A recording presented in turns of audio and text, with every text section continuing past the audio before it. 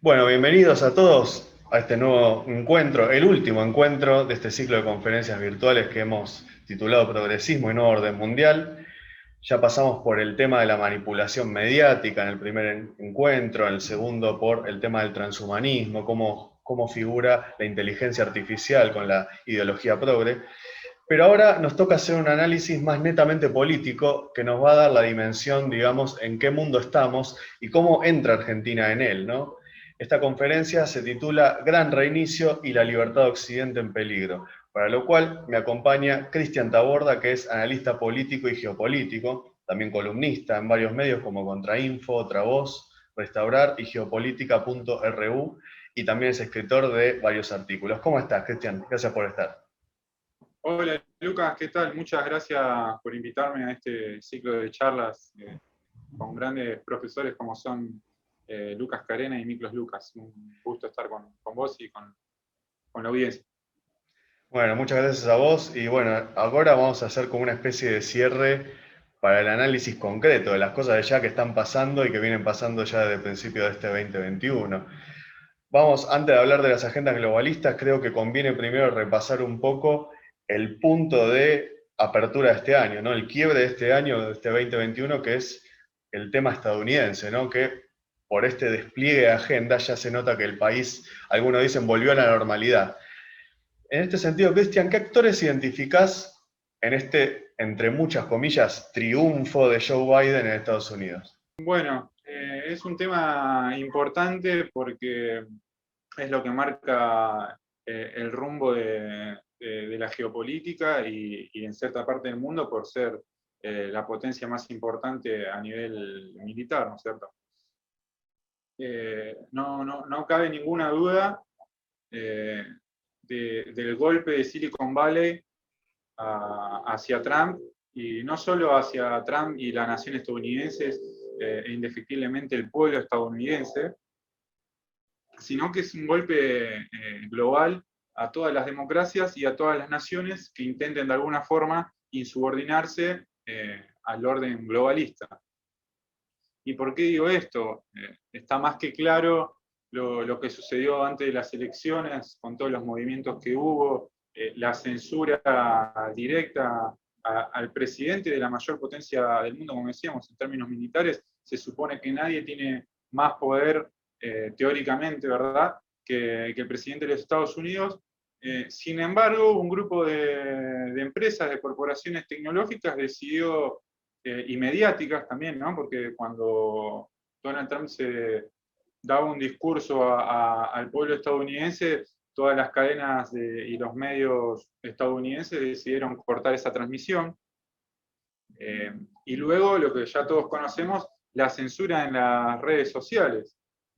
Algo insólito en la historia, ¿no? Que se pongan de acuerdo todo el conglomerado de Silicon Valley para censurar a una persona elegida por el pueblo, ¿no? Ejercieron un poder de facto estas corporaciones, megacorporaciones, para quitarle la voz a quien en ese momento representaba al pueblo y los intereses de la nación estadounidense. Fijémonos a qué punto llegamos, que esto ya no es por cuestiones ideológicas. Es así que personas como Manuel López Obrador en México, quien lo podríamos catalogar como de izquierda, si se quiere, salió a repudiar esto hablando de que presenta un hito que hay que tener en cuenta y soslayando, ¿no? Digamos, poniendo de relieve esta idea de un gobierno mundial mediático. De la misma forma fue el repudio en el otro extremo político, si se quiere, vinculado a la derecha, como se le dice, a Santiago Abascal, que de la misma forma denunció esto y habló de que estamos entrando de cabeza en un totalitarismo global. Y ambos tienen razón en sus expresiones, ya que estamos ante lo que es una tiranía global que no reconoce ciudadanos, porque no reconoce soberanía, no reconoce a quienes representan los intereses del pueblo, más allá de la especificidad y la diferencia que pueda tener cada expresión del pueblo en las distintas naciones. acorde a las sociedades, ¿no? Porque, a ver, Donald Trump es un emergente de la sociedad estadounidense que es intrínsecamente liberal. Como Putin es un fiel representante de los intereses rusos, porque representa de una manera fiel las tradiciones rusas.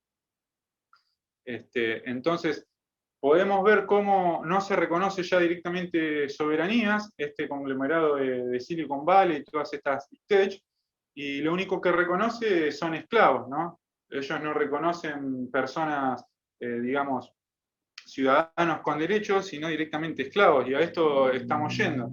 Y es para destacar, ¿no? Y también me parece importante resaltar que esto ya lo planteaba Aristóteles, cuando él hablaba que de la democracia radical y de la oligarquía extrema surgían las tiranías. Bueno, eso es lo que en gran medida estamos viendo, ¿no? Una democracia radical en el sentido igualitarista, que es lo que una de las ideologías del progresismo, ¿no? Esta idea de consumir derechos como si fuese algo que se consigue en el mercado, eso por un lado, y la oligarquía extrema vinculada al económico. Estamos viendo la concentración económica que se dio durante la pandemia ya, que viene de mucho antes, en un puñado de personas, en un 1%, que controla la totalidad del mundo. Ahora ya, digamos, sus rostros son conocidos, no como decía Pasolini cuando denunciaba a estas élites progresistas, hablaba Pasolini de poder sin rostro. Hoy conocemos estos rostros, sabemos quiénes son, todas las personalidades que están teniendo ganancias inusitadas gracias a la pandemia y la implementación y el uso de sus tecnologías, ya sean Bill Gates, Mark Zuckerberg, Jeff Bezos. Bueno, son quienes hoy verdaderamente dirigen el mundo, y quienes de alguna forma se sacaron un gran obstáculo que tenían en el camino, que era Donald Trump, expresando una rebelión a ese orden globalista, y ahora les queda un último obstáculo que sería Vladimir Putin, ¿no? Podemos ver cómo, ni bien asumió Joe Biden, no pasaron ni 5 días que ya se armó una revolución de color en Rusia con los millennials a través de redes sociales que salieron a manifestarse pidiendo la libertad de Navalny, ¿no? Un personaje mediático que es financiado por George Soros.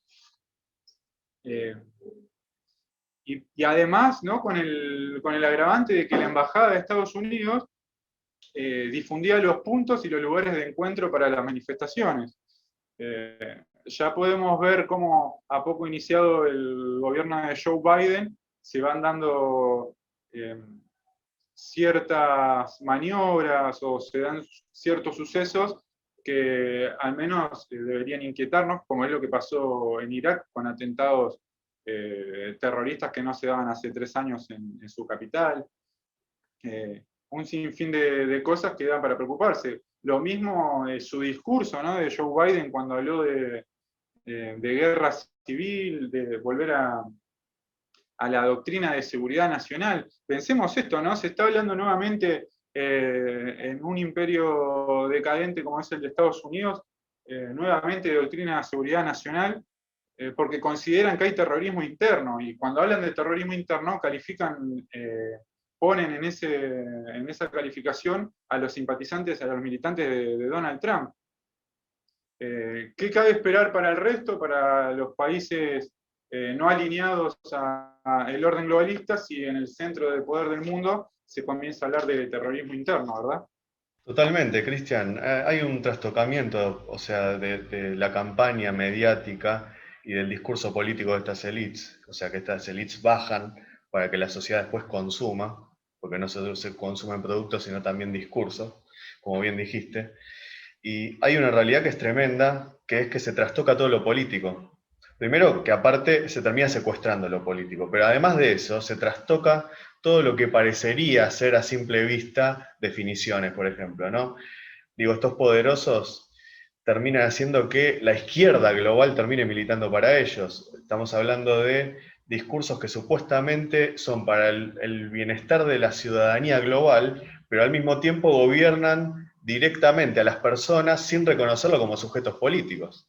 Eso vemos el aspecto de tiranía global.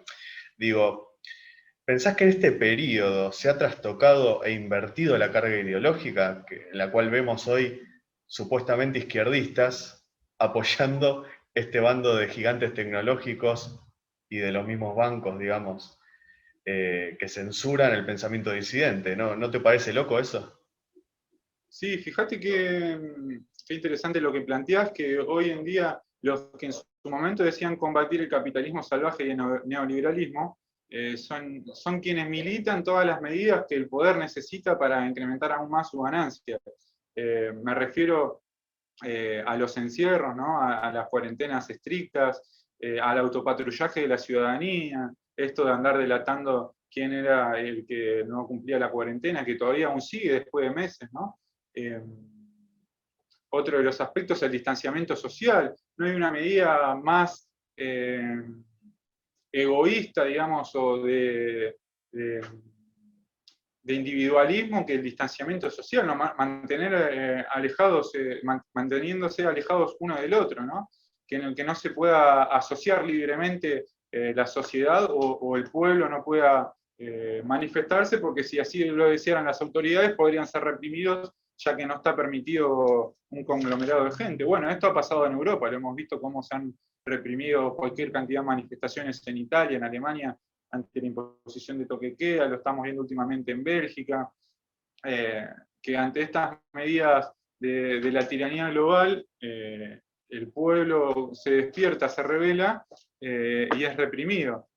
Como bien decía, ¿no? Cómo estas medidas que en un momento eran catalogadas de derecha, vinculadas a un Estado policial, represivo, que ahora es un Estado médico policial, ¿verdad? Y esto para destacar cómo se hace, como diría Foucault, ¿no? El poder autoritario de la medicina, se utiliza una forma autoritaria que nada tiene que ver con la enfermedad o con un fin médico, sino que es estrictamente político, ¿no es cierto? Podemos ver cómo se tomaron decisiones políticas que afectan a la mayoría de decisiones políticas de excepción, mientras se tomaron decisiones que favorecían a una minoría que incrementaron sus ganancias, insisto, excepcionalmente, perdón. Y hay un claro corrimiento, porque hoy la hegemonía globalista la expresa el progresismo. Pongámoslo en los conceptos o en términos de Antonio Gramsci, ¿no? Hoy hay un nuevo bloque histórico, si se quiere, podríamos decir, en donde esta hegemonía es, por un lado, la nueva clase financiera global, o la nueva burguesía de Silicon Valley, ¿verdad? Que es la que tiene las fuerzas materiales y los medios para imponer su ideología, ¿no es cierto? Tenemos entonces en la estructura todo este conglomerado de Silicon Valley y la utilización de la ideología progresista, que es la que los mismos magnates de Silicon Valley promueven a través del progresismo, cuya representación política es la socialdemocracia. Ahí tenemos la hegemonía, ¿no es cierto?, en donde junto a universidades y medios de comunicación se reproducen las ideas de esta nueva clase dominante, que es una clase dominante financiera, que no cabe ninguna duda que es una alianza, una nueva alianza, pongámoslos así, entre comillas, alianza, entre este conglomerado, la nueva burguesía de Silicon Valley, junto a la gran oligarquía financiera internacional, como dice Marcelo Gullo, estos grandes bancos que controlan gran parte del mundo hace mucho tiempo, y toman como superestructura las ideologías postestructurales de la izquierda, que podemos ver hoy en todo el mundo, ¿no?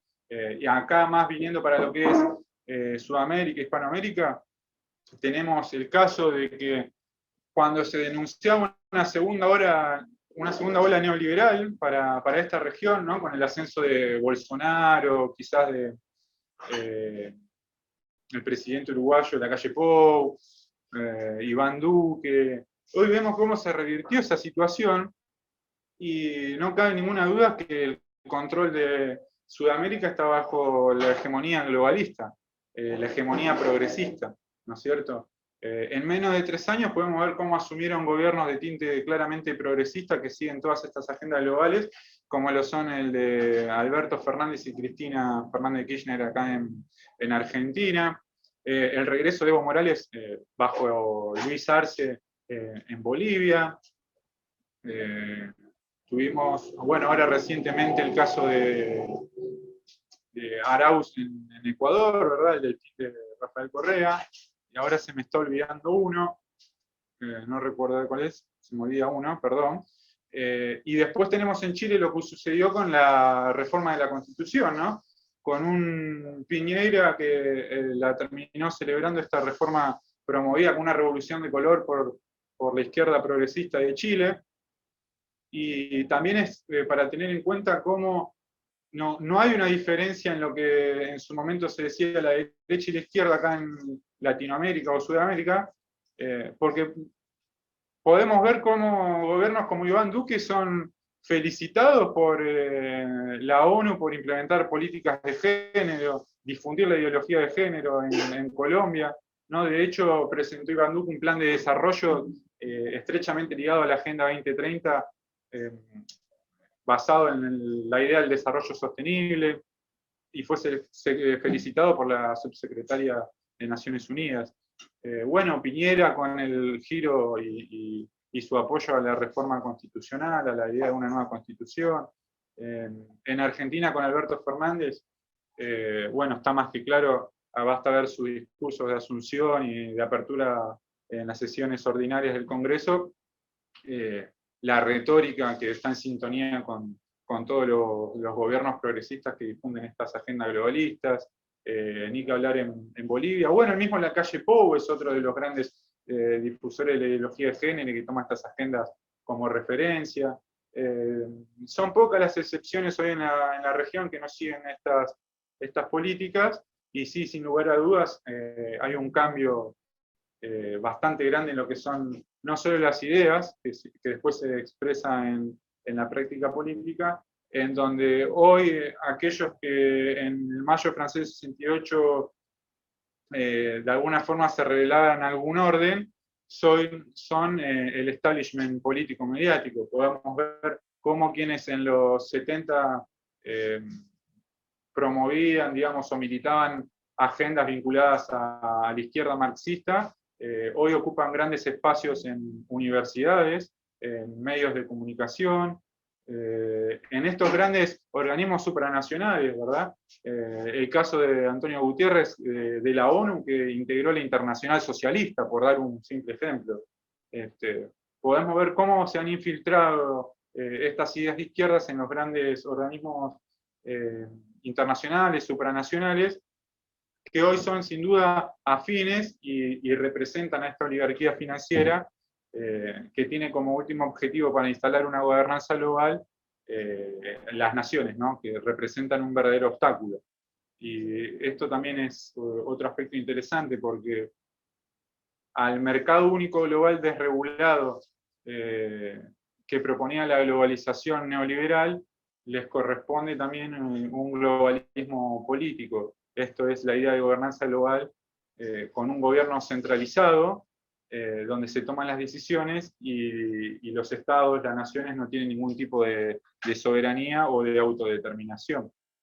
Y es importante recalcar este paso, ¿no? De cómo se abrió paso de la globalización neoliberal al globalismo progresista. Y cuando hablamos de neoliberal lo hablamos en los términos quizás como lo plantea Ludwig von Mises. Él justamente distinguía entre nuevo liberalismo y viejo liberalismo. Luego en la traducción al inglés se hace uso del término nuevo liberalismo como neoliberalismo, pero lo que quiero destacar de eso es que fíjate cómo el término neoliberalismo, según Mises, el nuevo liberalismo, él lo llamaba a los pseudoliberales, a los que consideraba los socialistas reformistas, que se hacían pasar por liberales y tomaban las propuestas del libre mercado. O sea, el origen del término neoliberal es el de la socialdemocracia, ¿no? El socialismo reformista es la socialdemocracia. O sea, tiene una secuencia lógica que puede ser entendible de cómo se pasó de esa globalización en un principio denominada neoliberal, a este globalismo progresista, que es la expresión de la socialdemocracia, en donde si en los 90 el capitalismo estaba asociado a la derecha, al neoliberalismo y al privatismo, a las privatizaciones, ¿no?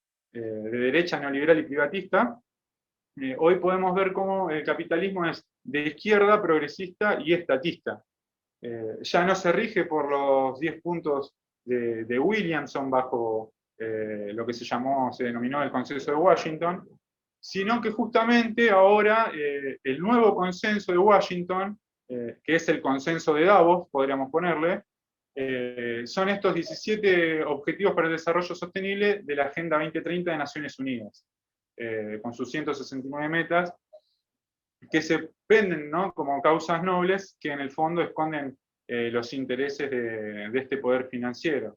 Y es así como se abre paso de un capitalismo, digamos, que no necesitaba del Estado, bajo esa idea de Estado mínimo, a un capitalismo de Estado, ¿no? Anteriormente, el Consenso de Washington, ese capitalismo neoliberal comandado por Estados Unidos como hegemonía, hoy vemos cómo se abre paso de alguna forma, a ser dirigido por China, bajo esta forma de capitalismo de Estado, que si se quiere de una perspectiva marxista podríamos decir que es un socialismo burgués, ¿no? Porque es como decía Marx en La lucha de clases en Francia, es un Estado en función del sistema financiero y de los grandes conglomerados monopólicos.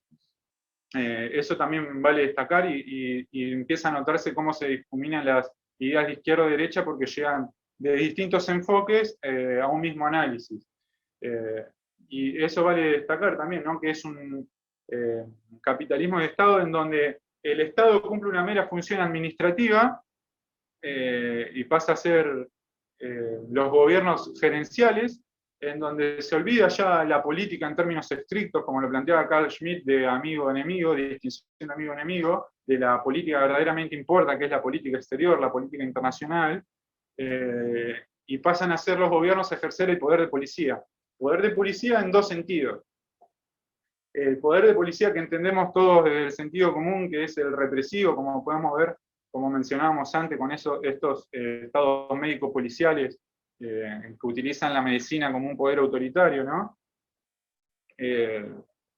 Y el sentido de policía, en el sentido etimológico de la palabra, recordemos que política y policía vienen de polis, en el sentido de una mera función administrativa, de abocarse solo a la normalidad, digamos, de la vida cotidiana y de la justicia y cuestiones meramente administrativas. Hoy estamos viendo solamente cómo se encargan de eso los estados nacionales, al menos en manos de gobiernos progresistas, que también con lo que se vincula a la derecha, como estamos hablando anteriormente, no hay distinciones. Y pongamos el caso concreto de Argentina, que quienes nos ven y son de nuestra amada patria seguramente lo comprenderán, perdón.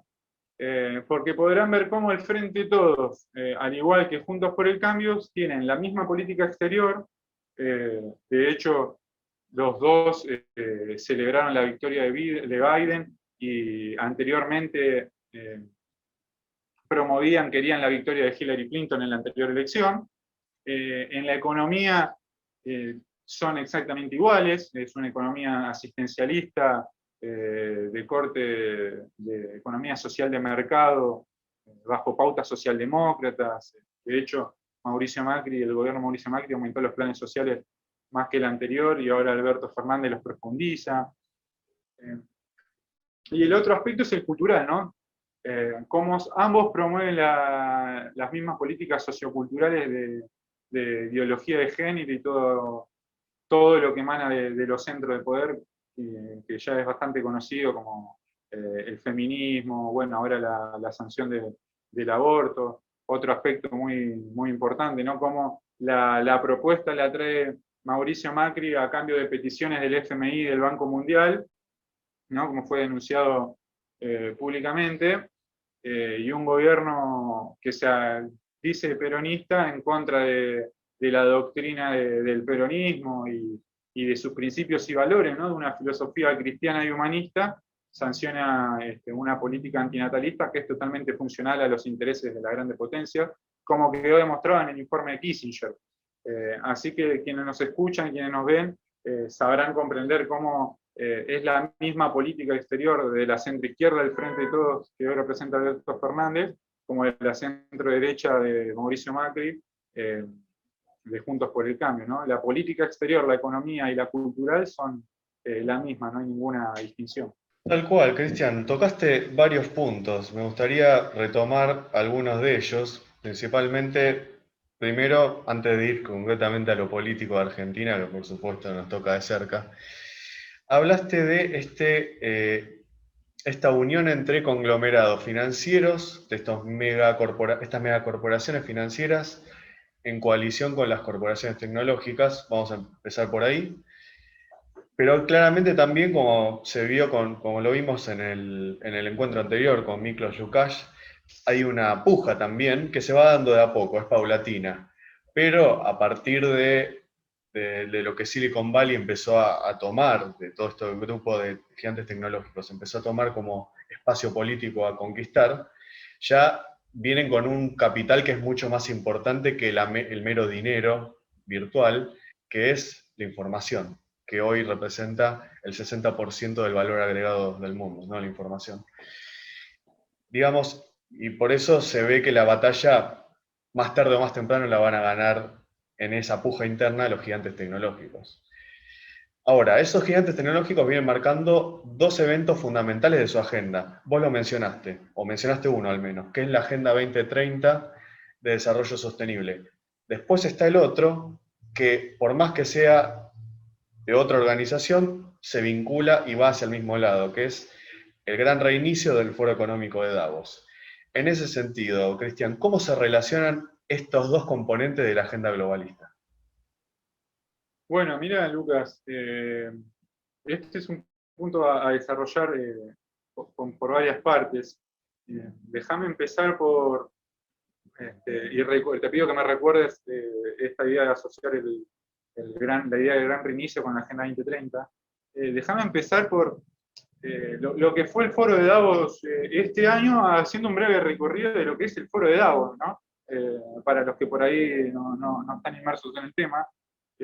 Un foro de Davos creado por Klaus Schwab, un economista alemán, en 1971, que se inicia como un foro de administración económica europea, ¿no? De gestión europea, foro de gestión europea, ese creo que era el nombre original.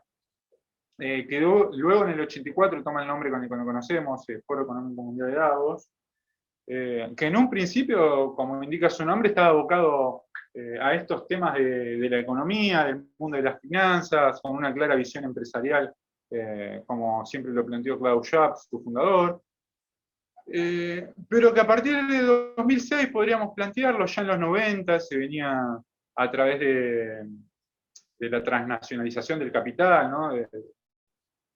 Ya de un capitalismo financiero absoluto en la década del 90, empieza a tomar más trascendencia como, si se quiere, como think tank, ¿no? Como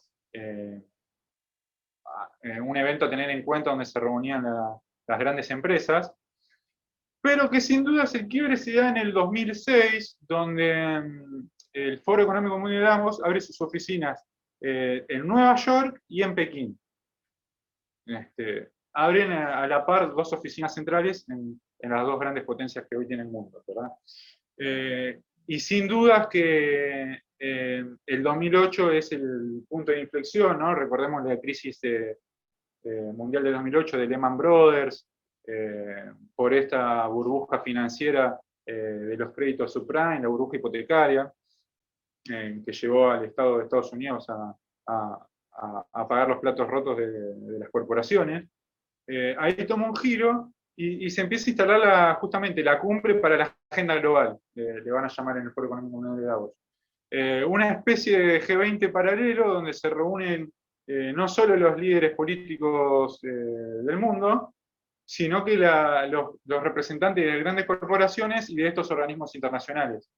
Es tal así que el Fondo Económico Mundial de Davos se financia gracias a las membresías de más de 1000 empresas que se estima que tiene una recaudación anual, en lo que se puede conocer por los datos, superior a los 5.000 millones de dólares por año, ¿no?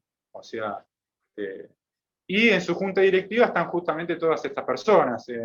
Tiene una junta directiva de 24 personas, ¿no? En donde podemos encontrar a Christine Lagarde, por dar un nombre, ex FMI, hoy Unión Europea, ex gerentes de Goldman Sachs, bueno, de Johnson Johnson, el mismo Jack Ma de Alibaba, de Nestlé. Bueno, en fin, toda la élite financiera global está ahí en ese Congreso Ejecutivo y claramente tiene voz en el Foro Económico Mundial de Davos. Ahora bien, este año fue bastante particular porque estuvo marcado por la idea del gran reinicio, algo que ya se venía charlando y debatiendo en la anterior edición, bajo el manifiesto 2020 que ellos le pusieron, ¿no? Cuyo ahora objetivos ya no pasan a ser, digamos, el centro de atención la economía, porque ya tienen un control de las finanzas esta elite, sino que sus dos objetivos, principalmente, y se puede demostrar con los temas que han tratado en la anterior edición y en esta, son el cambio climático y el tema de las nuevas tecnologías, lo que es la cuarta revolución industrial, ¿no es cierto? La inteligencia artificial y lo que ellos llaman la revolución tecnológica. En eso fueron los aspectos que se centraron este año. Y mirá, acá tengo, porque no quiero faltar a la verdad, quiero decir los 5 puntos que mencionó Klaus Schwab a tratar este año, ¿no? Y que luego mencionó Xi Jinping en su discurso inaugural. Otro dato a tener en cuenta, ¿no? El presidente, el líder del Partido Comunista Chino, abre el Foro Económico Mundial donde se reúne la elite financiera mundial. Y ya ha sido naturalizado de una manera que no deja de sorprender, ¿no? Como el líder del Partido Comunista es totalmente funcional al liberalismo económico. De hecho, ha proclamado en su discurso ir hacia una gobernanza económica mundial, ir hacia una gestión mundial, bajo esta idea de gobernanza global, fomentar el libre mercado, la apertura, la defensa de las instituciones internacionales, un discurso para afuera, claramente en política exterior, claramente neoliberal si se quiere, porque es en términos de relaciones internacionales lo que promueve es un neoliberalismo institucional, totalmente apegado a esta élite. Y bueno, y justamente Xi Jinping resaltaba en su discurso los puntos básicos que proponía Klaus Schwab, que en la apertura del Foro Económico Mundial de Davos, esto lo pueden buscar, lo van a encontrar, son 5 puntos que me parecen clave, por eso me permito leerlos. El primero es ir hacia una transformación industrial responsable. Esto quiere decir acelerar el proceso de cuarta revolución industrial y de tecnologías vinculadas a la inteligencia artificial. El segundo punto es, bueno, mejorar la gestión mundial, ¿no? Ir directamente, ya lo dicen, sin descaro hacia la idea de una gobernanza global. El tercer punto, acá también es muy interesante, diseñar sistemas económicos y sociales justos, ¿no? Acá Klaus Schwab plantea la idea del capitalismo inclusivo o el capitalismo de partes interesadas, stakeholder le va a decir, ¿no? Donde las empresas tienen que tomar la responsabilidad social, el cuidado del medio ambiente, y ahí podemos ver cómo se empieza a vincular con la Agenda 2030. El cuarto punto es modelar las nuevas tecnologías para el bien, utiliza la palabra bien, ¿no? Y acá podemos ver, esto ya lo explicó Miklos Lukas, ¿verdad? Cómo se comienza a introducir o la perspectiva que se quiere dar a esta revolución biotecnológica, y la idea del transhumanismo, ¿no? Porque ellos ven como algo, ya un proceso inalterable, el proceso, el camino transhumanista hacia el que tiene que ir la humanidad. De hecho, recordemos que hace algunas ediciones atrás, en este Foro Económico Mundial, expuso el filósofo Yuval Harari, un israelí, en donde planteó que el mundo se va a dividir en 2 castas, ¿no? una casta que va a poder acceder a esta idea transhumanista de optimización del cuerpo y mejora a través de la tecnología, de, digamos, como dice uno de los puntos, ¿no?, que plantea el Foro Económico Mundial de Davos, los órganos no necesitarán trasplante porque serán creados.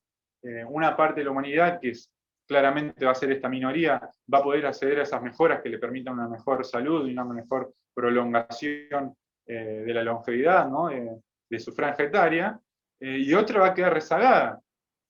Y acá está el punto de la ideología, porque claramente tienen que vender algo como bueno o como bien, dice Klaus Schwab, para el resto de la población, la clase media y los trabajadores, que van a ser quienes no van a poder acceder a este mundo que están vendiendo, que es al que sí ellos van a acceder.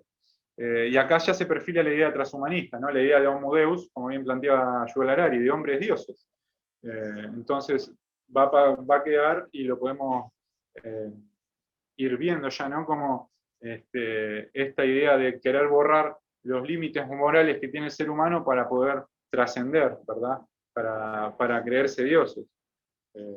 Y acá podemos ver también cómo esta idea del individualismo desapegado de la comunidad, ya lo decía Aristóteles, ¿no?, fuera de la comunidad solo hay bestias o dioses. Bueno, plantean ese mundo en donde ellos son dioses y nosotros somos los nuevos siervos, menos que siervos de la gleba de la Edad Media. Por eso esta idea estamental, que también en su discurso de Foro de Davos lo resaltó Putin, ¿no?, que se está generando estamentos, en donde hay una clase de estos señores de las finanzas, y los siervos, que seríamos los trabajadores, la clase media, los nuevos siervos, en condiciones peores que la Edad Media, porque es una servidumbre mucho más precaria, porque hoy en día una familia no tiene protección, no tiene seguridad que le brindaba el señorío en ese entonces. Hoy una familia no tiene acceso a la alimentación a través de la tierra, ni siquiera a partir de la economía social de mercado que ellos proponen, porque podemos ver las dificultades que tienen trabajadores y clase media para cubrir las necesidades de una canasta básica, y ni siquiera ni que hablar de la posibilidad de formar una familia, ¿no?, ante todos estos problemas. Entonces una condición mucho más precaria. No faltará el idiota que diga que ha habido un montón de mejoras gracias al capitalismo, cosa que nadie duda. Lo que sí estamos viendo es que vamos a un nivel en donde no vamos a volver a arar la tierra como se hacía en el medioevo, sino que es una simple metáfora que explica la decadencia en la cual estamos viviendo, en donde los logros que supo en su momento darle el capitalismo a los trabajadores, hoy se ven totalmente borrados y destruidos por esta clase global plutocrática. No me quiero extender, y quería resaltar el punto 5, que es el más importante quizá, que es la idea esta de crear un nuevo sistema multilateral. Bueno, acá ya está plasmado directamente la idea del nuevo orden mundial, ¿no?, del que estamos hablando, que a veces quizás hasta los sectores más intelectuales, o los que uno podría esperar que tengan cierto conocimiento y comprensión de lo que sucede en el mundo, o por su acceso a la educación y formación, ¿no?, hoy sean los más idiotas, ¿no?, en el sentido también etimológico de la palabra, porque los más escépticos a la política y se niegan a la realidad, ¿no?, porque anteponen la ideología y no logran verlo. Me cuesta ver a mí entender cómo no pueden verlo. Cuando hablamos de nuevo orden mundial, estamos hablando sin dudas de un reordenamiento geopolítico. Esto es un nuevo orden internacional, podríamos bien decirlo, ¿cierto?, en donde la pandemia justamente vino como anillo al dedo, y podemos ver cómo la competencia entre Estados Unidos y China por estas nuevas tecnologías y por acomodarse al futuro. A eso nos referimos con nuevo orden mundial, que sin lugar a dudas, esta disputa por el nuevo orden internacional entre Estados Unidos y China, donde aparentemente todavía no se plantea una hegemonía unipolar, por eso vemos las tensiones que hay, en donde sí se ofrece, y como bien lo plantea Klaus Schwab en su libro COVID-19, el gran reinicio, esta élite financiera se presenta como garante del orden internacional, bajo la idea de gobernanza global, ¿no es cierto?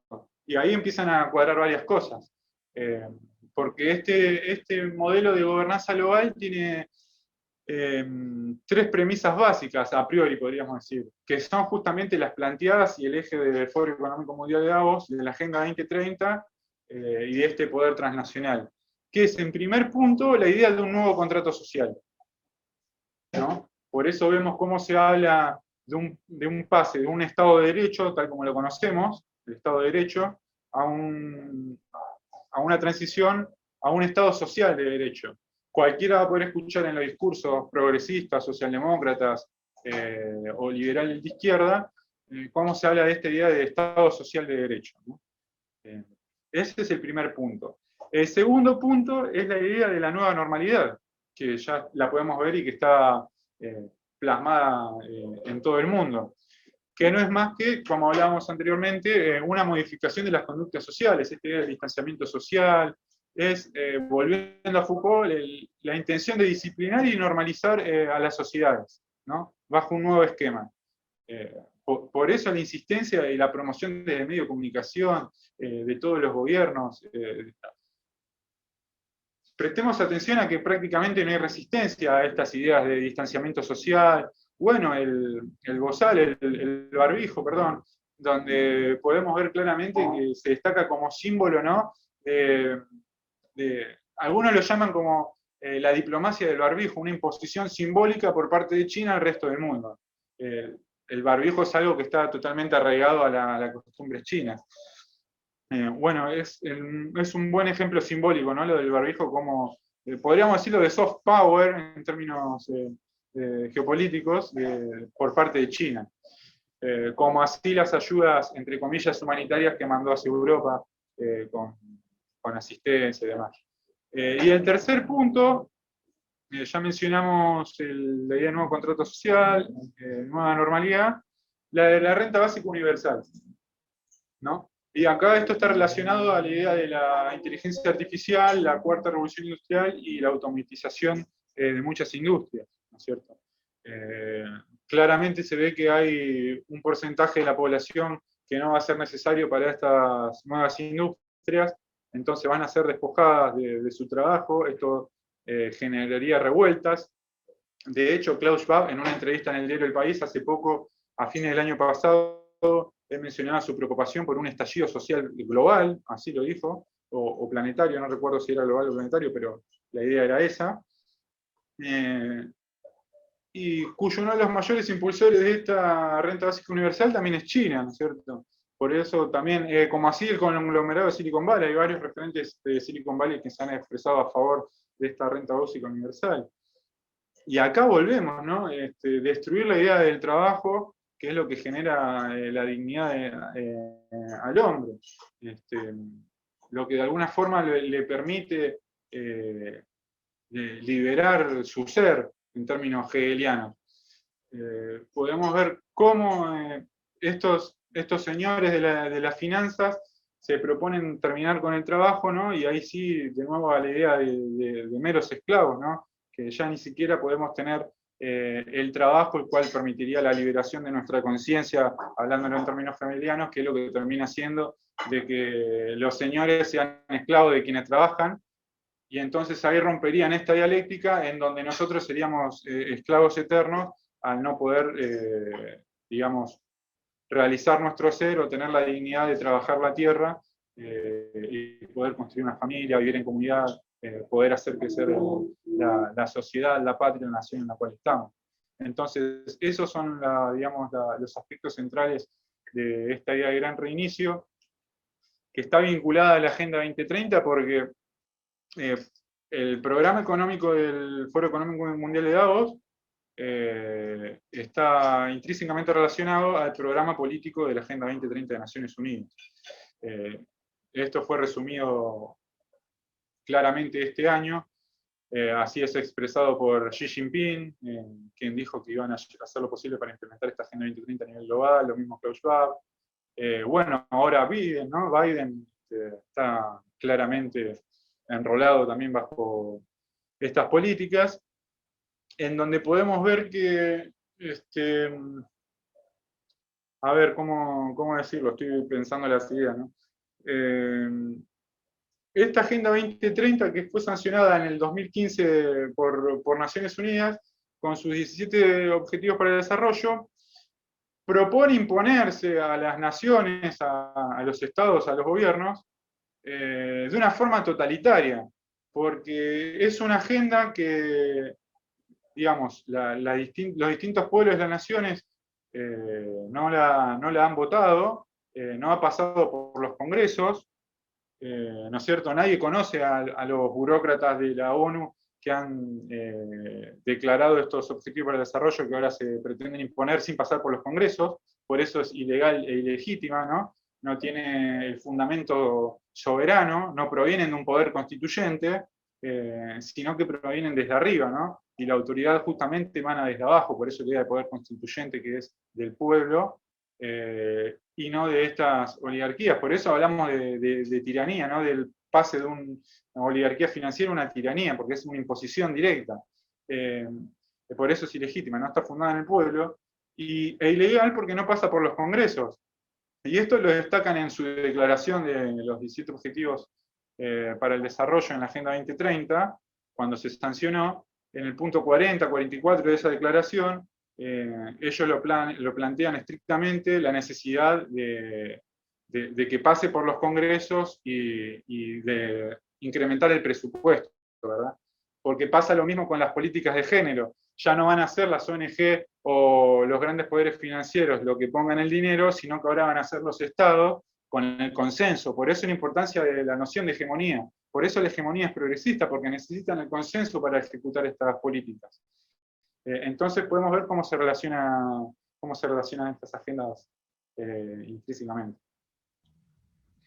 Justamente, Cristian, dijiste algo que me pareció clave, que es la idea de consenso, porque no solamente es la idea progresista que está en hegemonía, sino que la misma idea de consenso hacia la socialdemocracia, ¿no?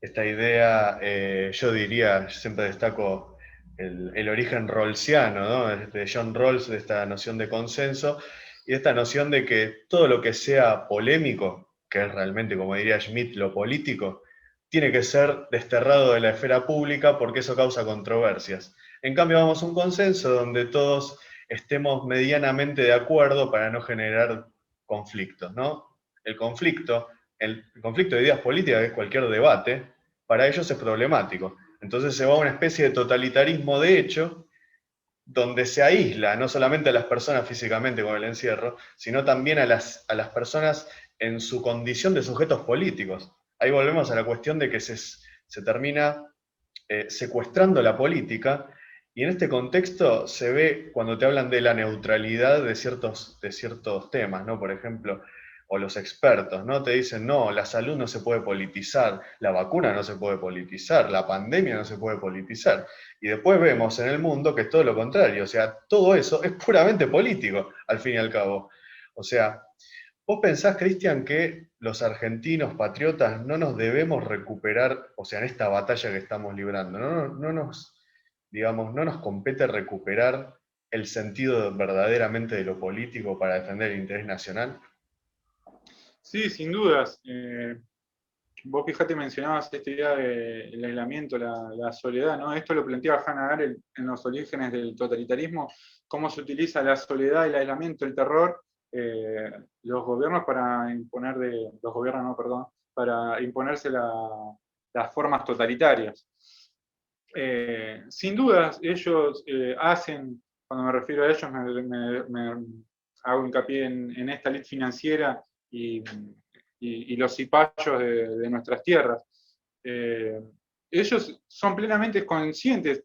Esto lo planteó Warren Buffett, ¿no? Dijo, sería estúpido creer que no hay una lucha de clases, hay una lucha de clases y la vamos ganando nosotros, haciendo apología a su clase social. Porque sí, en términos marxistas podríamos decir que se conformó una nueva clase social a nivel global, una clase global, que es esta elite financiera apatria, y hay otra clase social, esto en términos a niveles generales y geopolíticos, ¿no? Porque ya vemos que a nivel interno de las naciones no cabe esta distinción, y la otra clase social, que son los pueblos, las naciones, conformado por lo que sería la antigua burguesía, ¿no? La burguesía industrial, junto a los trabajadores y clases medias la clase media está en vía de desaparición.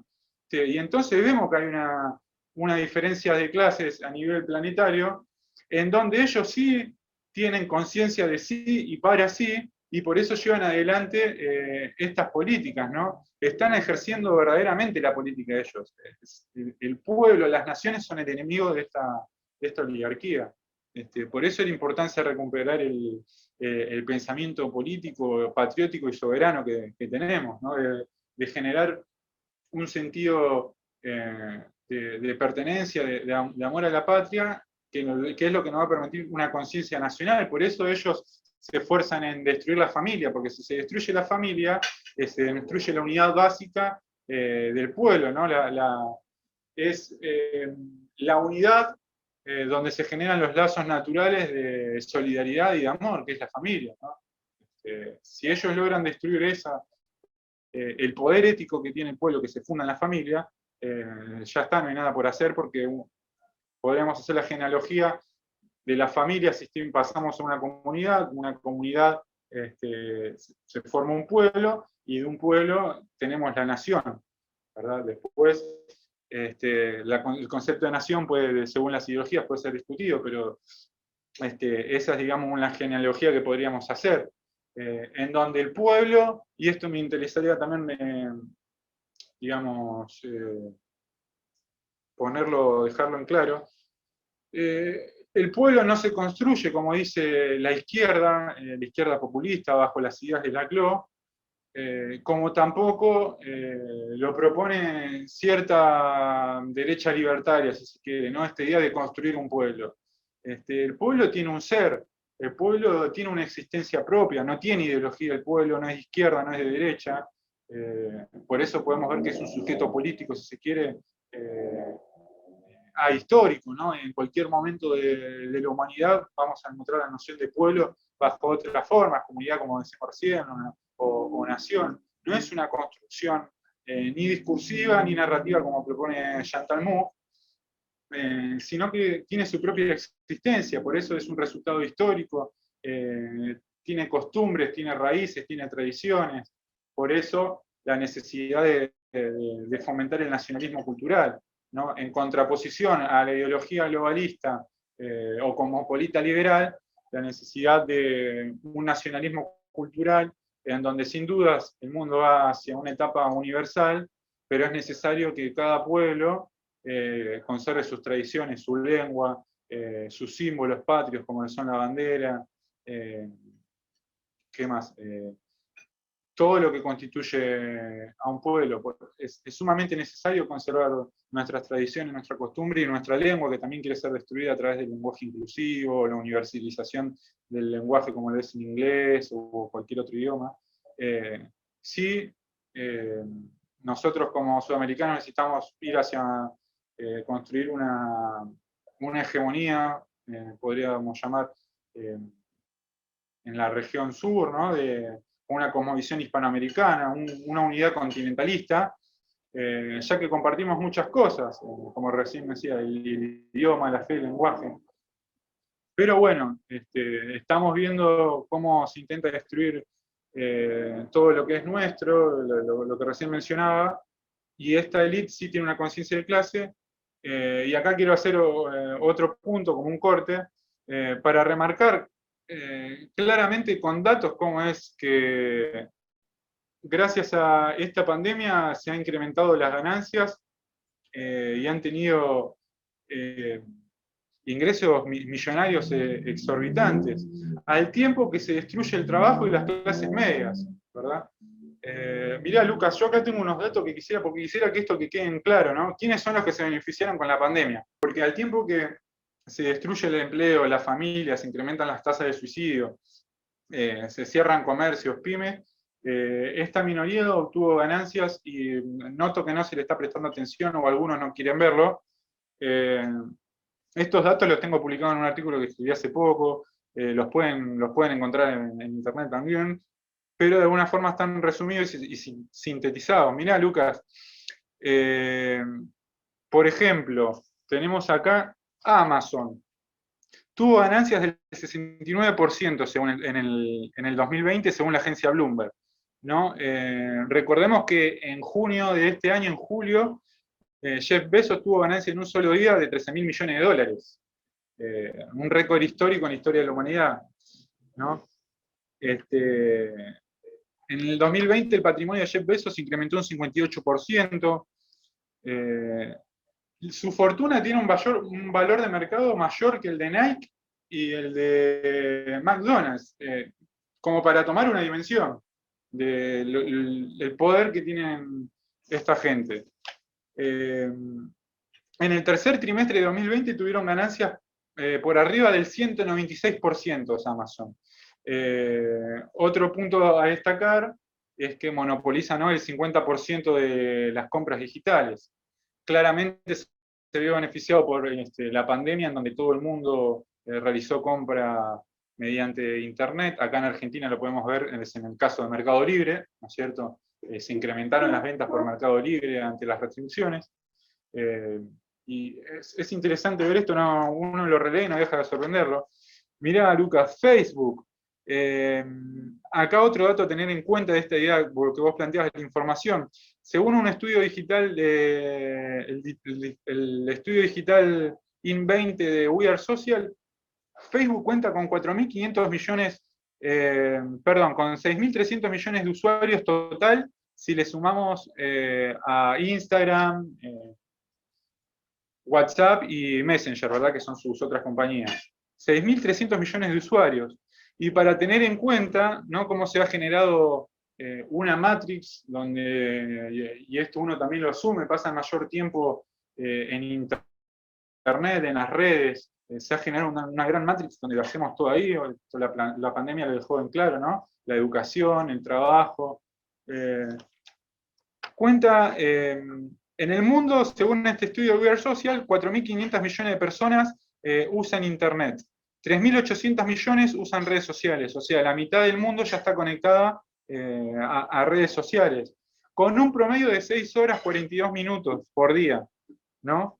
Eso demuestra que una gran parte que podría ser destinada al ocio, al arte, a la cultura, está destinada justamente a estar en esta matrix que se ha generado. En donde, según Reuters, en este 2020 tuvo ganancias por 58% arriba, Facebook, ¿no? Con un número de 85.000 millones de dólares. Esas fueron las ganancias que tuvo en 2020. Podemos seguir con Google, cuyo motor de búsqueda representa el 80% de Internet. Google concentra el 69% del mercado de Internet. Y Alphabet, que es su casa matriz, tuvo ganancias por arriba del 59%. Y por último tenemos Microsoft, quien tiene el dominio del 90% de sistemas operativos para los ordenadores.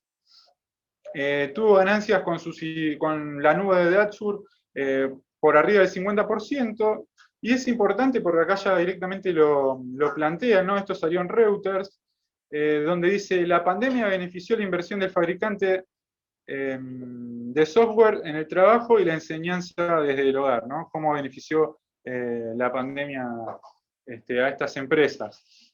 Bueno, tenemos que las GAFAM, ¿no?, las que recién mencionábamos, Google, Amazon, Facebook, Apple, han incrementado sus ganancias al tiempo de que se destruye el trabajo, a tal punto que, según datos de la Organización Internacional de Trabajo, se perdieron 250 millones de puestos de trabajo. Según datos del Banco Mundial, ya te digo el número, 150 millones de personas van a entrar en pobreza extrema, Lucas, en donde 8 de cada 10 de los nuevos pobres van a ser de países con ingresos medios. No es que estamos hablando ya de lo que se denomina el tercer mundo, o países en vía de desarrollo, o países subdesarrollados, sino que estamos hablando de que en su momento fueron potencias europeas o naciones prósperas, como lo son España, Italia, Francia, Alemania, por poner simple ejemplo. O el mismo Estados Unidos, que mientras este conglomerado incrementó su ganancia promedio por arriba del 50%, la economía estadounidense, el 2020 cayó un 3,5%.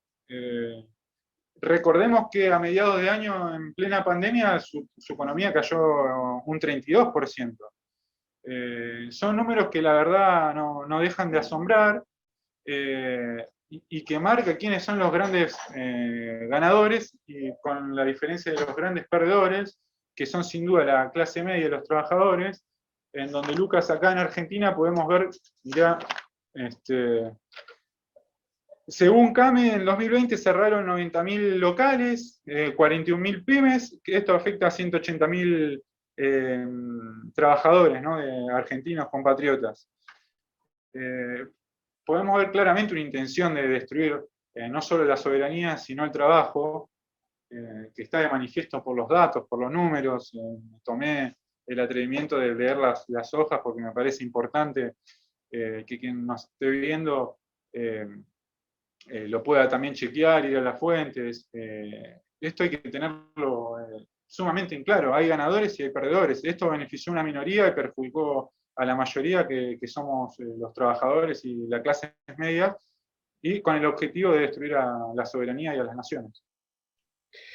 Qué punto importante, Cristian, que es la clase media, porque yo siempre resalto que la clase media es en esta época el protagonista de esta encrucijada. ¿Por qué? Tanto los sistemas orientales como los occidentales, y acá no quiero ser peyorativo, simplemente describo lo que es un sistema chino o un sistema indio, que por más que tengan diferencias, son sistemas que obviamente son, por un lado, muy industriosos, por otro lado, tienen una pobreza estructural que le es funcional a ese sistema, de alguna manera, para tener por lo menos 300, 400 millones de personas de clase media, y que esa clase media sea la que sostiene el régimen político. ¿Por qué es importante esto? Porque en Occidente, a diferencia de esos regímenes, la clase media tiende a querer convertirse en la mayoría, por lo cual el régimen de libertades políticas y del respeto por la Constitución, por las garantías, por todo eso que se nos está queriendo quitar, termina siendo defendido por las mayorías que constituye la clase media. Y además podemos mencionar el componente productivo que genera valor agregado, y eso significa mayor poder nacional proyectado hacia afuera. Pero de eso Putin habló justamente cuando criticó el foro de Davos, las intenciones del gran reinicio, y mencionó otra cosa también muy importante que viene a colación a esto, ¿no? Que es, tenemos una oportunidad de elegir entre dos caminos. O seguimos con esta gobernanza que parte de arriba hacia abajo para determinar quiénes son los que van a ser solidarios, es decir, una solidaridad por la fuerza, que en realidad pierde sentido, o el esfuerzo voluntario de las naciones soberanas. No tendríamos que ir entonces en esa dirección, o sea, el sentido patriota, de este sentido soberano de combatir el globalismo, no debiera ser para reunir incluso esfuerzos entre aquellos movimientos o países que han logrado conquistar el poder, de estos esfuerzos soberanos en contra de esta agenda globalista. Sí, Lucas, es de suma importancia el punto que destacás de Putin, en donde hoy podemos ver de que esto es polémico quizás. No hay una tercera posición en términos geopolíticos hoy en día. Los que tenemos formación peronista, tenemos la concepción de tercera posición, ¿no? Arraigada, y que así la podemos sintetizar como en una superación en su momento del capitalismo y del comunismo, ¿no? Una instancia superior, no en el medio, ni más a la izquierda ni más a la derecha, sino superior a esas dos instancias. Pero podemos ver cómo claramente hoy ya convergen en este modelo híbrido que lo denominamos capitalismo de Estado o socialismo burgués, ¿no? Lo podemos, de distintas perspectivas, de la liberal o la marxista, lo podemos resumir en eso. Convergen tanto los intereses que tiene Estados Unidos como los intereses que tiene China. Bajo esta idea de gobernanza global, la única opción que queda es una resistencia fundada justamente, sí en la tercera posición en un sentido filosófico, porque podemos ver cómo convergen no solo en intereses económicos, sino en las ideas y filosóficamente, Estados Unidos y China en una sinarquía, ¿cierto? Una sinarquía cultural, ¿no? Se dejan de lado las diferencias que puedan tener y convergen bajo esos mismos intereses, vendiéndole a las naciones que intentan insubordinarse o rebelarse, todo esto es lo que estamos hablando de la Agenda 2030, la idea del gran reinicio, ideología de género, igualitarismo, derechos humanos, son todas las ideologías que venden hacia sus colonias. Entonces, filosóficamente, ellos además, a grandes rasgos, tanto el liberalismo como el comunismo están atravesados por una filosofía de la historia, diría Schmitt, ¿no es cierto? En esa unidad del mundo tienen una concepción que es, por un lado, el liberalismo, la fe en el progreso y la técnica, ¿no? La unidad global del mundo por la tecnología, que es lo que consagró Estados Unidos en los 90 con la globalización tecnológica y económica, y el credo en el materialismo histórico, bajo la filosofía marxista, que es la que tiene el Partido Comunista Chino, a través de, justamente, ¿no? del materialismo, de la idea materialista de la historia. Entonces, ahí convergen, y por eso podemos ver cómo se intenta instalar de alguna forma un modelo colectivista con aspectos de sociedad de mercado, ¿no? Porque parecen cosas incompatibles, pero cuando uno se pone a analizar un poco, están quizás muy asociadas, porque el colectivismo sí, digamos, suprime la libertad del hombre, ¿no? Bajo la pata del Estado, pero ahora fomenta el individualismo, porque de alguna forma es un obstáculo que, como hablábamos antes, se genera una comunidad. Por eso necesita una sociedad de individuos. El colectivismo atomiza al hombre, ¿no es cierto? Atomizado, de individualidades totalmente separadas, sin la posibilidad de generar una comunidad o un sentido, una conciencia social, si se quiere. No, todo es en función del Estado. Y el Estado supeditado al mercado sería. Así que podemos ver eso por ese lado, en donde sin dudas lo que tenemos que hacer nosotros como argentinos y todo el resto del mundo, que claramente los pueblos, los trabajadores y la clase media se van a ver perjudicados con este neofeudalismo, es volver a la idea de un resurgir patriótico, y no solo eso, sino que de un espíritu movimentista. Estamos viendo que los partidos políticos son obsoletos, no tienen ningún sentido los partidos políticos. Yo celebro que ahora en Argentina se estén conformando nuevos partidos políticos, hay varios con tintes patrióticos, nacionalistas, que están surgiendo, igual que las ideas, uno puede escuchar y ver cada vez más en los jóvenes, este despertar, digamos, nacionalista, no quería decirle, pero patriótico, está bien, sí. Nacionalismo siempre entendémoslo, ¿no? Como en un sentido cultural, no de una concepción eurocéntrica, ni vinculada a la raza, ni algo por el estilo, sino un nacionalismo cultural y de amor a la patria, a nuestra tierra. En donde tenemos que recuperar, insisto, esta idea de movimiento, de movimentista, ¿no? Porque los partidos están quedando obsoletos. Podemos ver, bueno, Trump en Estados Unidos hablaba de un movimiento, como él le llamaba, patriótico también, ¿no? En distintas partes de Europa están surgiendo estas ideas movimentistas, y acá en Argentina tenemos una larga experiencia, ¿no? De un movimiento nacional. Así que hay que ser rescatadas.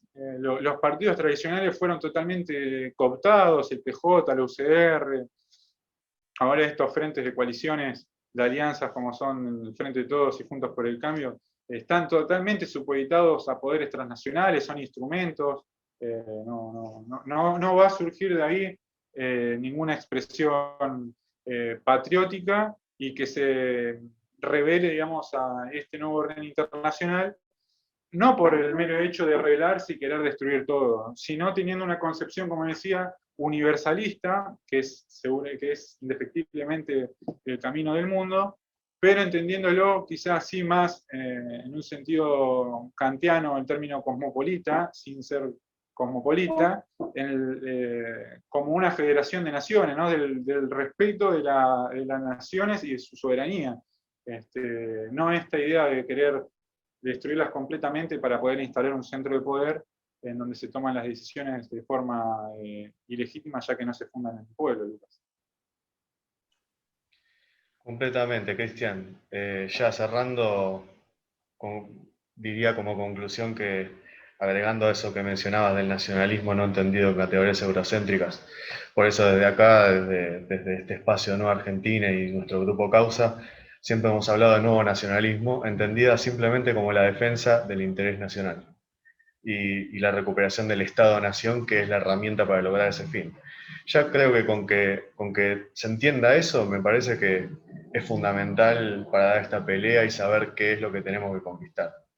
Así que, en ese sentido, te agradezco mucho que hayas participado de este ciclo. Te dejo para que cierres con lo que vos quieras, pero bueno, gracias por participar.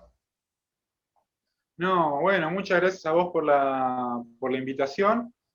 Y como para cerrar, sí, esto más como para los compatriotas, ¿no? de Argentina. Igual la región no escapa a la lógica que se impone en el mundo.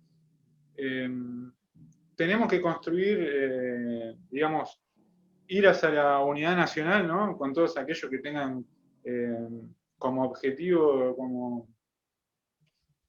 digamos, no me sale la palabra ahora, que tengan como ideas la defensa de nuestra cultura, la fe, ¿no?